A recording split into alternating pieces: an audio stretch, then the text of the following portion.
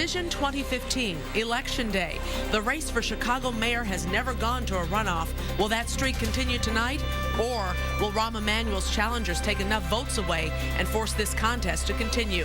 WGN is tracking it all for you. We have complete coverage of the mayor's race and the aldermanic contests shaping Chicago politics. Decision 2015. Our coverage begins now. And good evening, and thank you for joining us for our coverage of Decision 2015. I'm Micah Matera. And I'm Mark Sapel. Some big developments at this hour in the race for mayor. It's not over. Looking more and more like we're headed for an April 7th runoff. Take a look at the result totals right now as you tune in here at 9 o'clock on WGN. It appears to be a two-horse race that hasn't changed over the last hour and a half as results have come in since the polls have closed, some of them closing later at 8 p.m. tonight. 81% of the precincts reporting right now. As you say, the numbers haven't changed a whole lot. And we have a team of reporters with all 5 candidates. We're going to check in with them in a moment. But first, there you go. They're all ready. And who's that Doc Walls? I think he already spoke this evening. I think they're kind of clearing Closed out up over shop. there. Yep. Yeah, definitely. Fioretti's, he just spoke just a few minutes ago, too, conceding as well. So we're going to get to the other candidates as well. But in the meantime, let's say hello to the experts who are joining us tonight. All the way to my right, WGN political analyst and host of Politics Tonight on CLTV, Paul Lisnick. To my left, Chicago Tribune columnist Eric Zorn, and to midway to my right, we have Monroe Anderson, who has been around for a long time. Once worked at those other stations for Ebony. You've been with Common Ground. Now Chicago Defender. Now with the Chicago Defender. We thank you so much for joining us. How do you have so many jobs, Monroe? I can't keep up with one newscast. Well, I've been here since 1972. The Council of the Territory. Your school. Exactly. Yeah, exactly. Well, first thoughts. Mike and I weren't even born yet. I want to just make that. I know I'm surprised she didn't say it first. Well, I was a prodigy. Okay, there you go. Well, we have a team here at WGN compiling the vote totals and keeping an eye on all the races. Let's check in with Amy Rutledge, who was in that war room. Amy, what do you have for us? Yeah, guys, if you've been with us before on election night, it's always a busy place in this room, but never quite as early as it has been this evening, and it's stayed consistent through the evening. As a matter of fact, we got some new mayoral totals that just came in, just updated. 84% of the precincts reporting Mayor Emanuel at 46%, Chuy Garcia at 34%. So they are moving along really quickly tonight. And what's really interesting of note is that we haven't seen a lot of change in these numbers as the nights progress. We got the first totals in around 7:15, and they seem to be coming in rather regularly throughout the evening. Sean Leidig is one of our executive producers in charge of our results. Kind of give me your thoughts on the way they've come in this evening. Well, like you said, very consistent. Rahm Emanuel's very consistently been at about 45.5%. Chuy Garcia's been at about 34%. Every update, it's been almost the exact same number.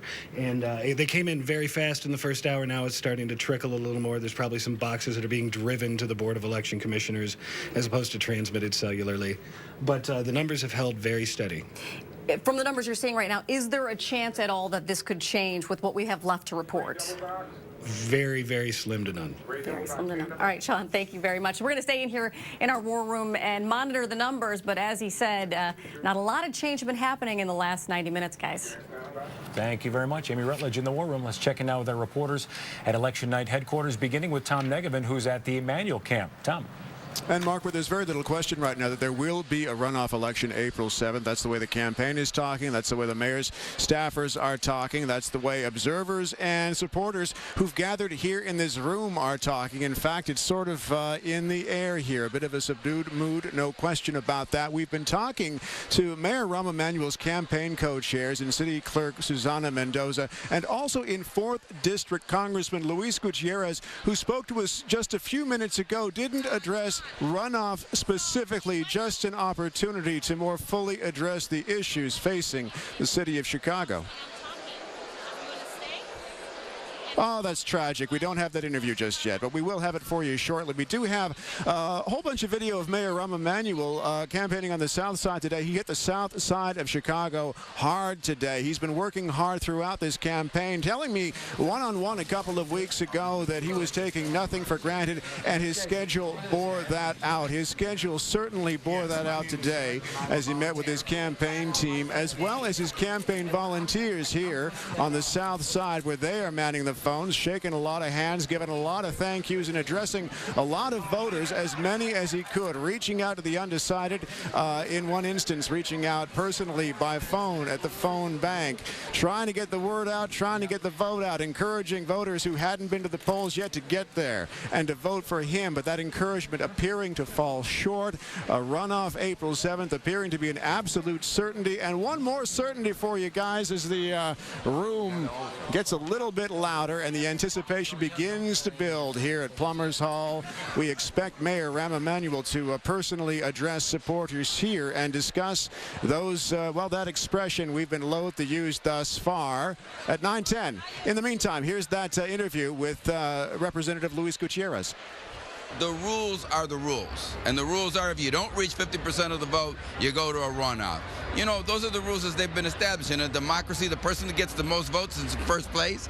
My candidate's in first place. We are well positioned to win any runoff.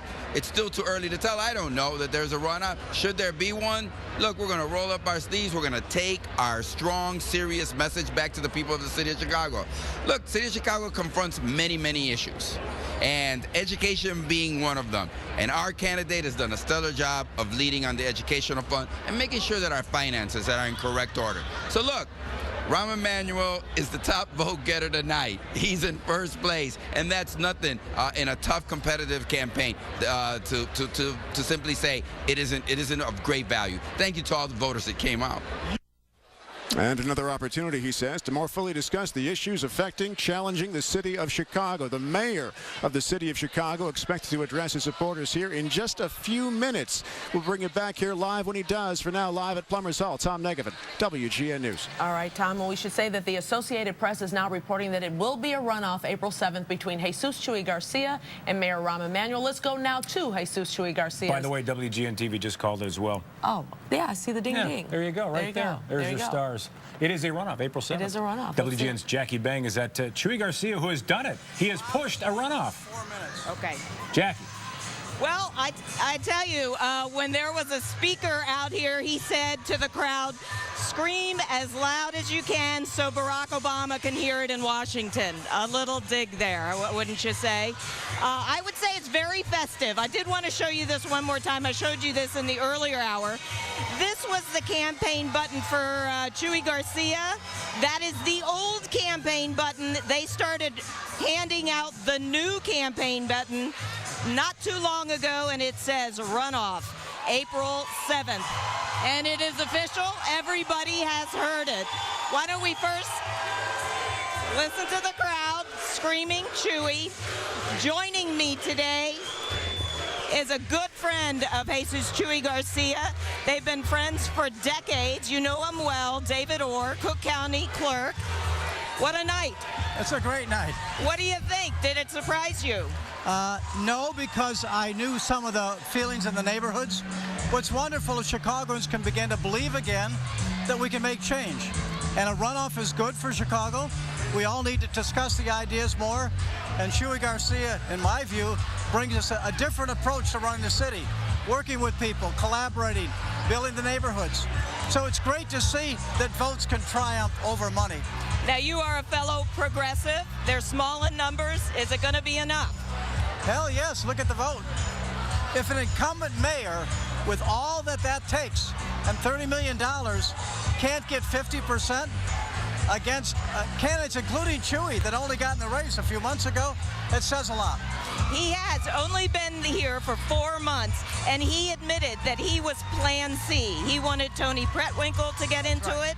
He wanted Karen Lewis to get into it. Unfortunately, she is battling brain cancer, and she's the one who asked him to get into it. So he is happy to be Plan C. He seems very involved in it, and he is ready for the fight.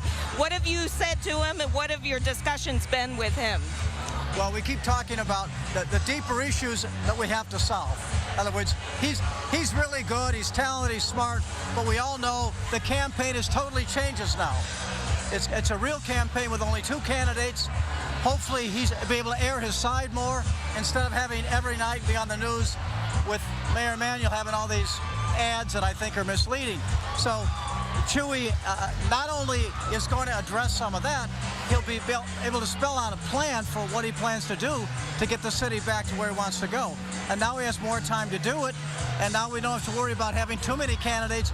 It's just the two of them, much easier for the public to focus on who has got the best issues, and I think Chewy does. All right, David Orr, Cook County Clerk, thank you very much for joining us. They earlier said this is just one phase. We're ready to go on to the next phase, and they've said get all the volunteers ready. We've got 6 weeks of hard work to go and get ready.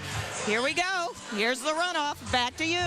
Thank you, Jackie Bang. So, guys, let's go to our panel real quick. What will Mayor Emanuel have to do now before April 7th?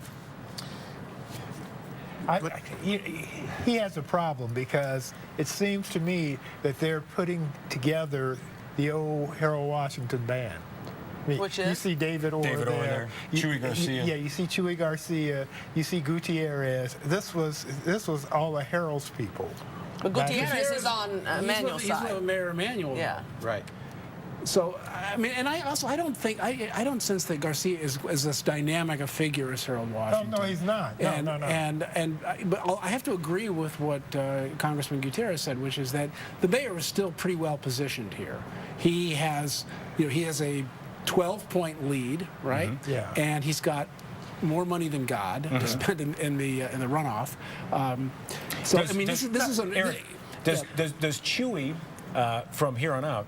And I don't know what the election rules are, but does Chewy get a boatload more money right now from unions that back him, saying, wait a minute, he's got a shot here because we got Willie Wilson with 10%. We've got, we got about 27% that's going to play around here. It's got to go to somebody. The short answer is yes, he's going to get a lot more money.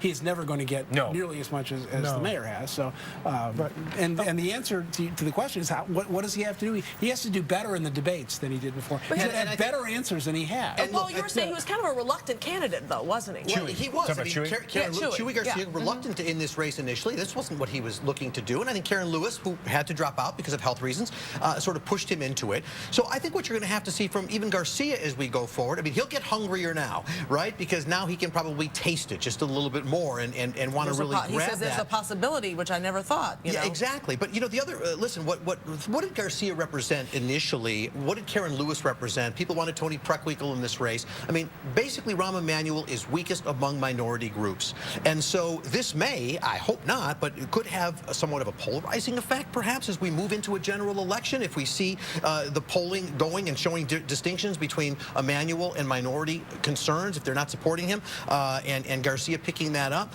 which raises the question, what can Emanuel do to then reach out to the African-American community, to the Hispanic community? I mean, Garcia was beating him handily when it came to the Hispanic But he doesn't have a lot of time, though.